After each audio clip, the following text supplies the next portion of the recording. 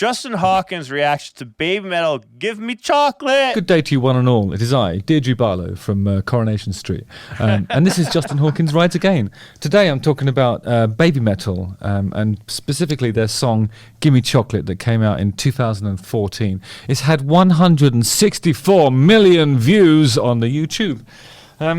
So the time has come for me to listen upon it and remark upon it. Listen to it and remark upon it. An important distinction. Justin Hawkins rides again.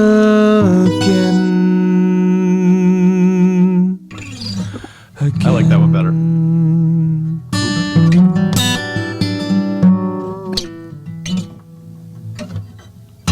Yeah. Nice. Perfect ending. Whenever I do wear it, my brother was always concerned that me wearing like women's clothing would just sort of it would sort of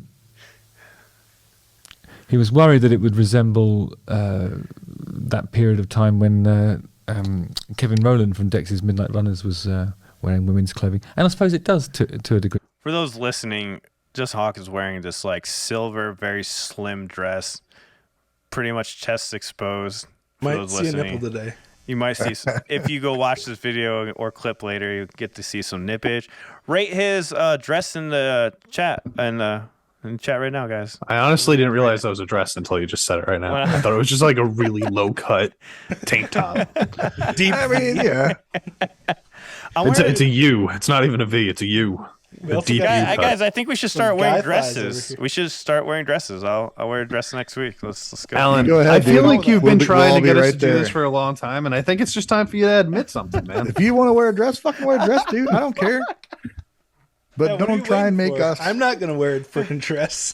It's a team. This is a team podcast, team effort. You know? He's He's the been only one that wants to do it. he's been subtly trying to add us. I know. to his I dress even collection. got Justin Hawkins on here, like advocating for it. Just trying, guys, and doing my best. But I'm Well, a now I huge saw Justin Kevin do it. Rowland fan, so. But the thing that concerns me though is my mum says that when I wear a dress, I walk more like a sailor than usual. Captain But, Jack Sparrow. I do a lot of running, so my legs.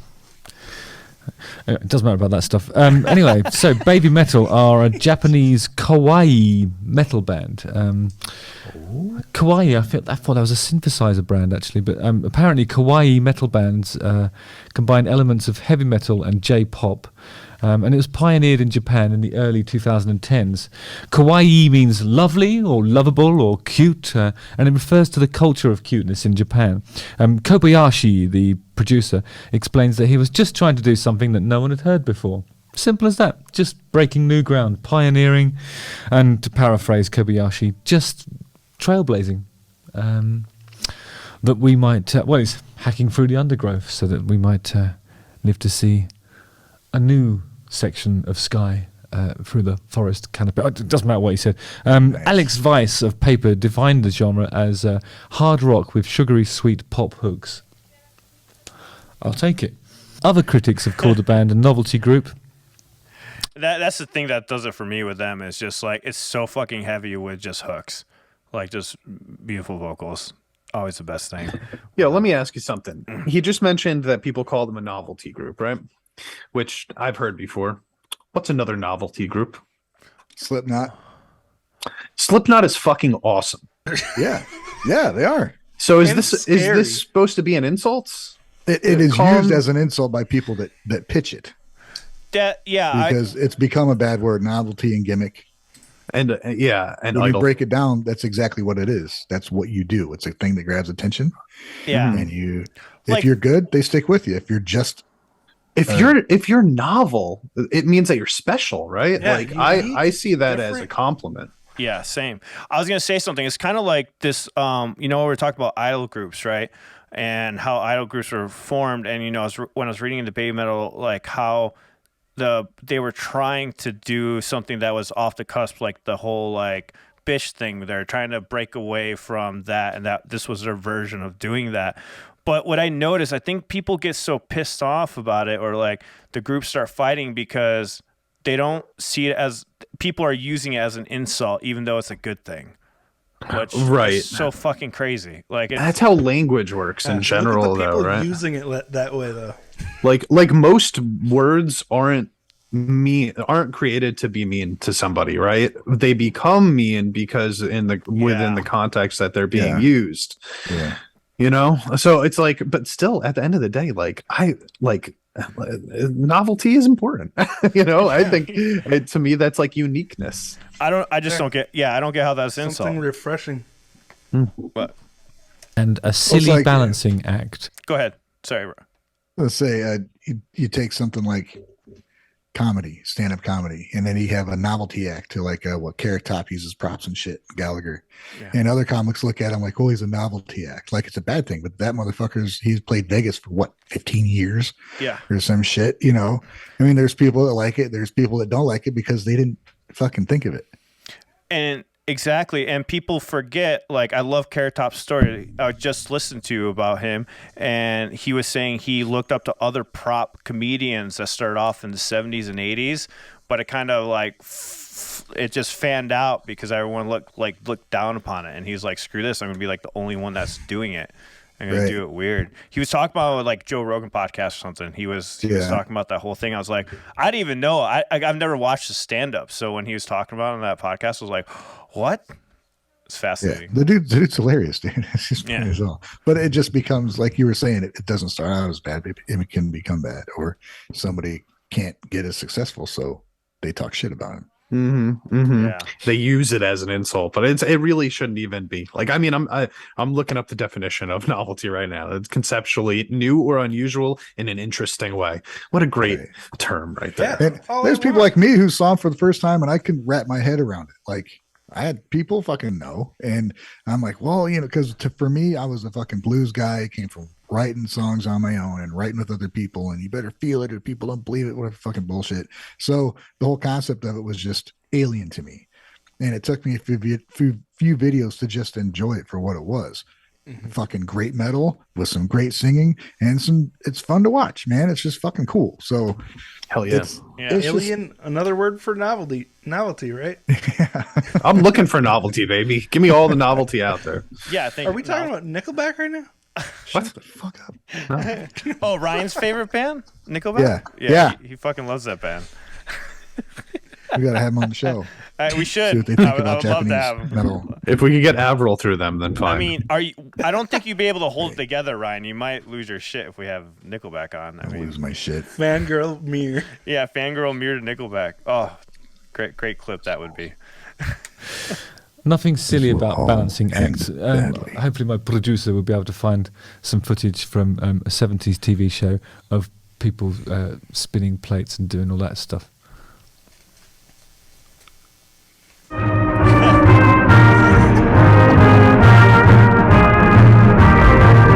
After Judas Priest's Rob Halford performed with Baby Metal in July in 2016, he stated, "Baby Metal is the future of metal."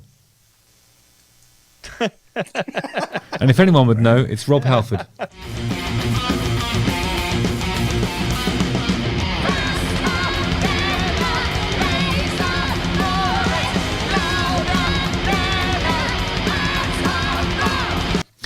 Actually, weirdly, the night I met Rob Halford, he gave me a big kiss on the mouth, and he was lovely.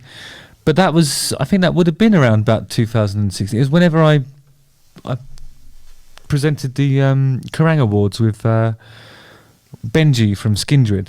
And dude, when he mentioned Skindred when I first saw this, I haven't heard Skindred mentioned in forever. I saw them in New York, upstate New York, like a long time ago. You guys ever listen to Skindred? No. It was like, I forgot they existed until he just mentioned them as well. they had like one hit on the radio, I remember, for a while, and they just like, and then I never heard from them again. They were like, it's like a reggae metal or something. I was like, I don't know. What? Yeah, That's cool. very interesting. It was like part of the whole, like when you have Soulfly, what's the other bands? Like Mushroom Head, yeah, Skindred, like all those bands. Like they had like a lot of tribal stuff going on. So. Interesting. For our audio listeners, real quick. Oh, never mind. Moments passed. I was going to mention the nipple. Oh, The nipple nipple. has shown. The nip. Oh, did it poke out? Yeah, I was out for a bit there. All right. Yeah, waves on nipple watch. You just bust on in there next time you see one, buddy. By the way, the Skindred song that everybody would know is Nobody. And I bet both of you guys know that song. Nobody comes out alive. That's how you would sing it. Remember that? No. You'll know that it did not sound how Alan just made it sound. You guys got to listen on your own. Definitely Alan's presented gotta an award stop to laughing. Baby Metal that year. I'm not sure what they won, but they were lovely people. The fan base collectively referred The to nipples out. as the One. The One.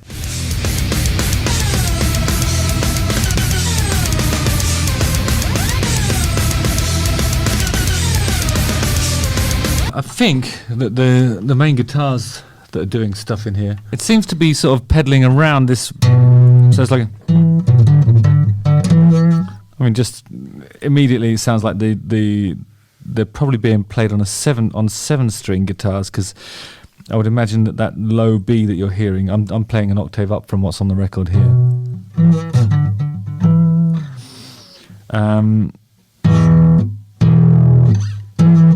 So that probably means it's a 7-string guitar with a lower B. I mean, it could be an 8-string guitar, but it's at least 7. I'm telling you.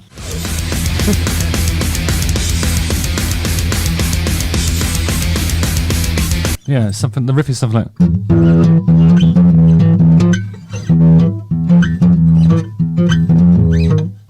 Sounds a little bit like. I mean, if you forget about the fact that it's a hugely distorted guitar playing, you can imagine it sort of being like almost being like an easy listening.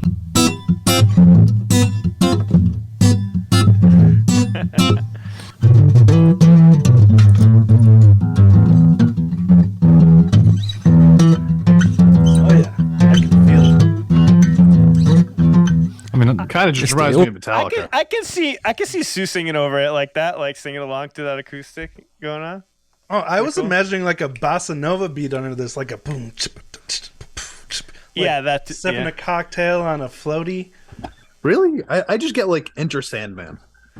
Oh, see, I was just hearing it, the acoustic guitar, and even the acoustic, because they do the Enter Sandman acoustic also.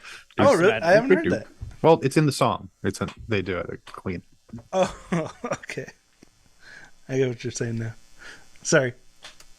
It sounds doomy even when I'm just playing it with the claw on an acoustic guitar. Yeah.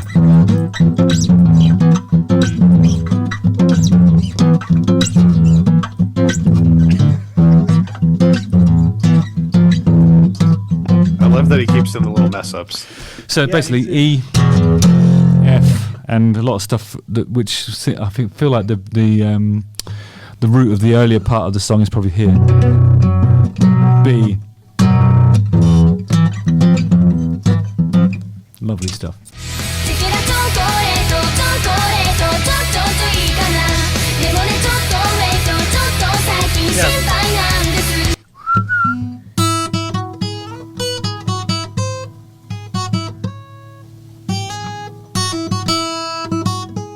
That's a beautiful melody, isn't it? He's got it. So it seems to be around about the. I love playing that melody on guitar. I actually did a reel on that, like just playing the melody. So fun to solo out. It's really nice when he played it on the acoustic like that. I might like it better. Yeah, it's a good melody, man. E major, but then the melody goes.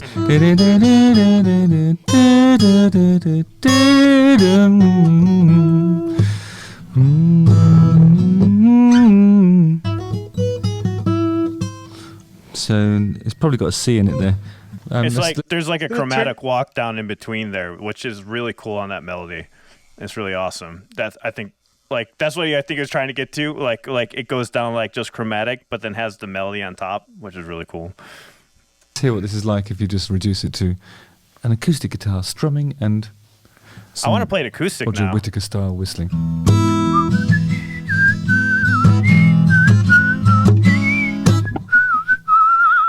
That's awesome. That's what I'm talking about, man. It sounds like something though. Baby metal. Baby metal is named in the traditional sort of there used to be a lot of grunge bands around London in the late 90s, early noughties that were sort of, the names of the bands always used to be something nice followed by something that isn't very nice. So it would be things like, well, actually, I suppose that tradition started earlier than that. So Strawberry Switchblade, remember that band? Take a shot, you guys. Somebody's just sent me a fucking email. The tradition of naming a band in that way started in the 80s with Strawberry Switchblade. Then cut to Daisy Chainsaw. Remember that band? And then you have, that was the 90s. Then in the early noughties, Cheesecake Truck. Remember that? So that's a cheesecake and a truck. Well, actually, that works in two different ways. I mean, because cheesecake is almost named in that way as well. Talking about? It's something. Because he's talking about how like it's a good thing and then a bad thing immediately afterwards. Like so, he's like baby metal. Yeah, basically. Savory. I have no idea what Cheesecake Truck is though. That's an amazing band name. That sounds awesome. Right. Ryan, you're talking, but we can't hear you. Yeah, you're on mute. Are bro. you muted? Yeah, you're muted. Not again. No, I was just acting like I was muted to mess with you guys. No, you weren't. You liar. I could see the little red microphone. That's a graphic. Anyway, a truck full of cheesecakes, fucking cool. Truck full of Hell cheesecakes. Yeah. Like the food, like we're getting a truck full of cheesecakes. Or you're talking about a band? You better have a graham cracker crust. I mean, truck full of cheesecakes, pretty badass. I love cheesecake. You eat your fill, then you sell the rest of it. Wait, what?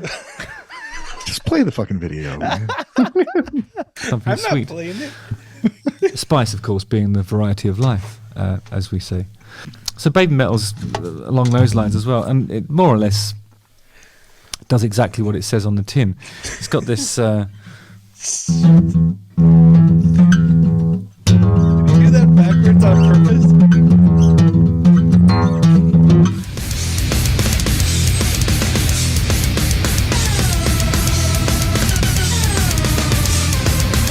But then, that's obviously riffing around there, and there's some choreography that looks innocent and sweet and all that stuff, but there's menace in the music, and it's powerful and really well played. And then it comes to this lovely melodic bit. La, da, da.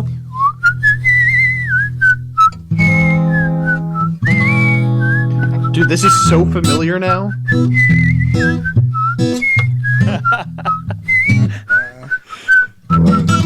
I mean, it doesn't do that bit at the end, and it's not played in that way. It's much Alec, faster. can you pause that for a second? Yeah. Is that not like a song, like another melody that existed from a different? Like once he started doing it slowly and then whistling along, I stopped thinking baby metal and started thinking like 50 years ago. Yeah, that's what Rob said in the chat. Something from the 1970s. I know. I saw that. I was like trying to. As we were listening to it, I was like trying to do the math. Hey, it's back. But like I was trying to figure out like what was happening exactly and where I knew it from, but I couldn't put my finger on it. And I saw people in the chat mentioning it. I was like, damn, dude, what the fuck is that? None of you guys think that sounds familiar? I do. I just have no idea what it is. Maybe it's just familiar because it's baby metal. I mean, it might literally be that, but. Yeah, I don't know. No, it's something. I know exactly what you mean. It's like when you're watching those old movies and the lady's walking through like the bed of flowers or something. Like, yeah, exactly. It's like, I don't know how you just said that. Great-grandmother watched it. And, like I remember, and they're like, it's that old school show movie, and they're just whistling along, walking through. That's what it reminded me of. Like in The Wizard of Oz or something. Bro, yeah, like something like that, yes. but even older. Like. And it's funny the way that the mic picked up his voice was like it felt like it too, like yes, like exactly. one of those recordings, dude. The imagery that you just painted could not have been more perfect for what I had in my mind, bro.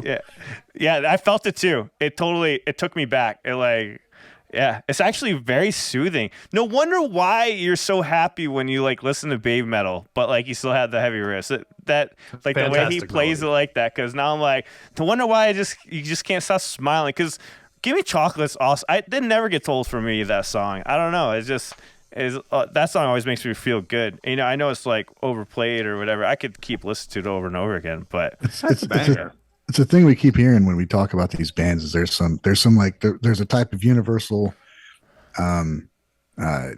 appreciated melodic work going on, but then you got this heavy stuff that kind of draws you into it that you like too. So you get two things you really like in damn near every song, and they're both really fucking good, but they're both completely different things. So it's just there's got to be something, you know, dopamine wise in your brain when you're listening to it, where you just get like two different kinds of musical highs from the same song. Is just that's what they kind of built. That's what they were built on, and there's a lot of bands like that are. Their instrumentalism is fucking crazy, but then they got these very pleasant melodies and harmonies on top of it that just kind of trick you into being comfortable, and then they smack you across the face with the bass or something. That's exactly that riff, like like, you know, the drummer's going a million miles an hour, and there's like a really slow fucking ballad vocal going on. You're like, what is happening? But I love it.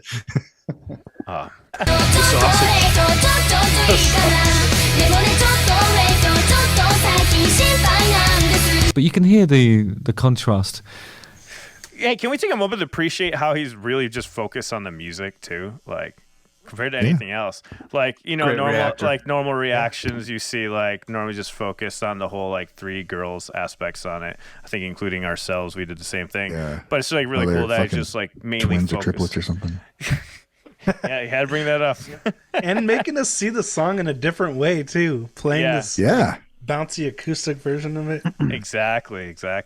It is like, just like the name itself. It's just full of contradictions. It's brilliant, isn't it? No middle ground, though, you'll notice. And that's probably the way it divides opinion as well. I think that's what I was alluding to in what I was saying earlier, is that people either reject it as a novelty group or celebrate it as something completely unique and you know, hitherto unheard of.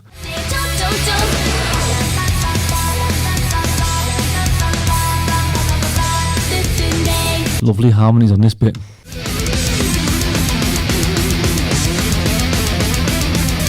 Amazing guitar solo.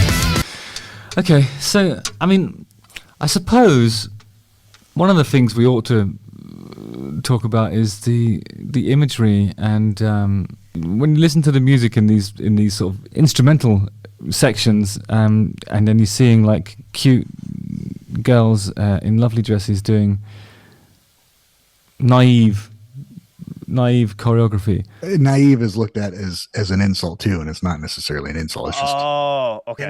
It's another one of them words that has become a bad word, but it's not really a bad word when used in context.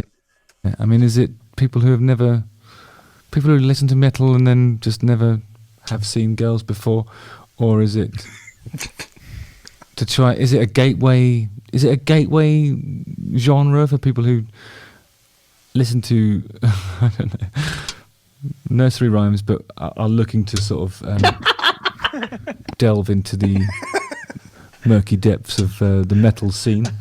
That's how it works. How are we combining these audiences? I mean, who's the target audience? I love the bridge.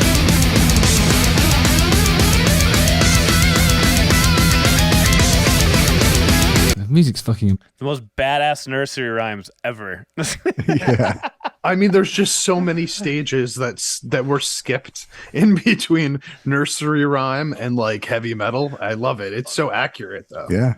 Yeah, that's why I love how he's putting this. Like, I could see that. That's a really good point. Like, why everyone's so divisive on it, because there is no middle ground. Yeah. There's no like, but at the same time, it's a gateway into metal. I think for some people, you know, like it's also a great gateway into I mean, as it was for us into Japanese music in general, to where it's like, all right, I'll listen to it because it's got great metal in it. The musicianship is fucking amazing. I'll put up with the vocals, and then you find yourself humming the fucking hooks in the vocals later in the day. Like, oh, I guess I like that too. Mm-hmm. Let's see what else there is. It explains why they have such a diverse fan base. Yeah, it's people of all ages that are into this music, and all different, you know, grew up in different time periods, different cultures and stuff. Because there's two completely different points of appeal in the music. Yeah, and I think it could work in the other way too, where it's like if you are a metalhead already, and maybe you're just looking for something new because you're tired of the metal scene. I mean, like you hear something like that, suddenly you might be like, okay, I really like the hook, and you might give less heavy music a try also. It's like somebody said, I can't remember. It was Shout who said this to me. I think it was Blitz, one of our Patreons. He's like, it's so nice to watch people happy playing metal instead of just like 50-year-old dudes looking angry standing on stage. Slipknot is scary as heck to me, guys. Yeah, but No, but what you just said that's a big part. I mean, my mood is different when I listen to fucking music now. Like, because the bands I'm listening to aren't pissed off and trying to just bitch about their life. They're still playing heavy music. They still make some good points, but they're able to do it in a way that makes you glad to hear it. That was a clip from our live stream. Make sure you go check that out right now, right here.